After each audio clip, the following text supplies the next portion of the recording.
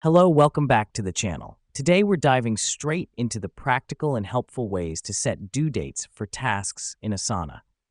Asana is a fantastic tool that can help us organize our tasks efficiently, and setting due dates is a crucial part of that process.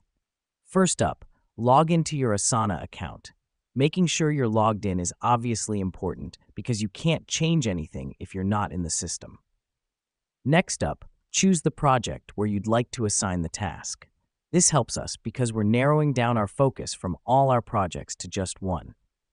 Now, in your chosen project, click the Add Task button.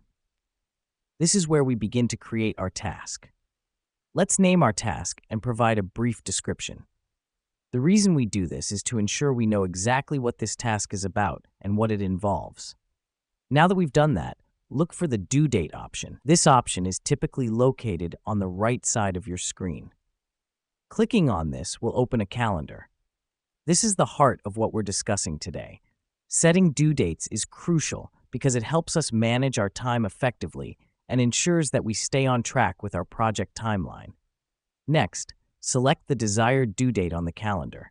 You can click on the exact date you want the task to be done. This helps us because it gives us a specific timeline to complete the task.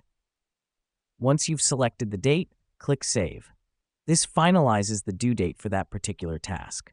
The reason we do this is to ensure that the due date is locked in and everyone involved in the project is aware of it. And there you have it. You've successfully set a due date for a task in Asana. It's a simple, straightforward process, but a vital one for project management.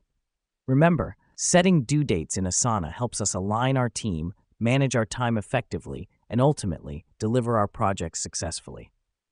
That's all for today. Stay organized and see you in our next tutorial.